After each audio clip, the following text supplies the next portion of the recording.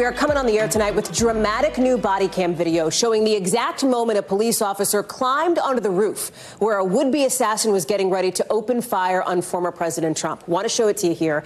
This is the video I'm talking about, showing a Butler Township, Pennsylvania police officer climbing up on the roof before immediately dropping back down.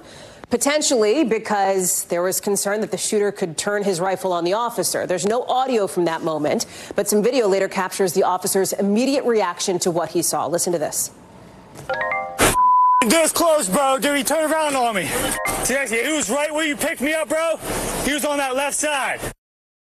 Now remember, the suspect, the shooter, was able to get several shots off in the moments after that officer climbed the roof, hurting the former president and killing a bystander before he then was killed by a Secret Service sniper. NBC's Tom Winter is all over these late-breaking developments for us. Okay, let's talk us through what we're seeing and hearing, because there's some new insights we're getting based on the conversations between these officers and what this video shows.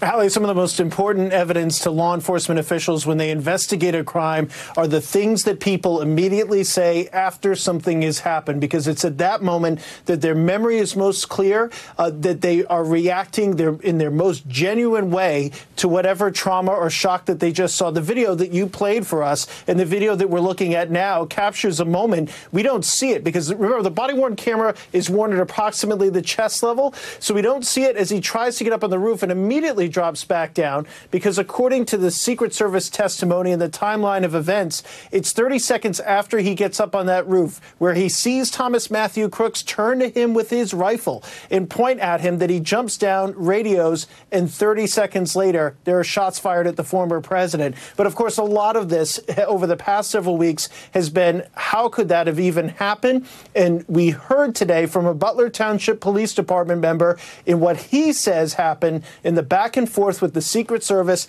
leading up to this event. Let's take a listen, Howie. I told them they need to post the guy over here. I told them that the Secret Service. I told them that Tuesday. I told them to post guys over here. Hallie, in addition to that, he later says on the tape that he had a discussion with the Secret Service on Tuesday. So remember, the shooting was on a Saturday.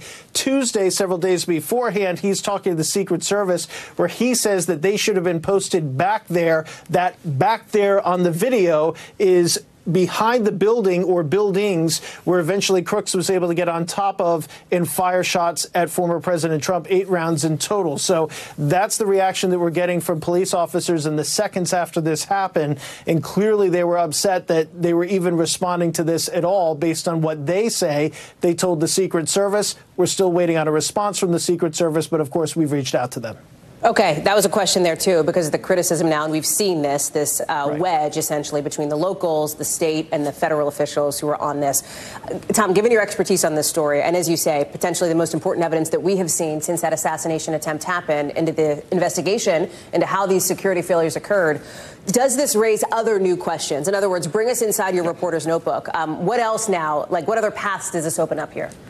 It is critical that we start to get some answers from the Secret Service in this investigation as to who was told what and when. And very clearly there was a walkthrough. This happens all the time. They get everybody involved. If this was in New York City, they'd bring in the NYPD and they'd say, hey, what do you all see as a potential threat or a problem with this building or this street or this avenue? And they go through it and they sit around a table and everybody thinks about what are all the things that somebody could do. Okay, how are we going to cover that? That appears to have taken place here, if we're to believe the officer, in what is clearly an immediate reaction after this event.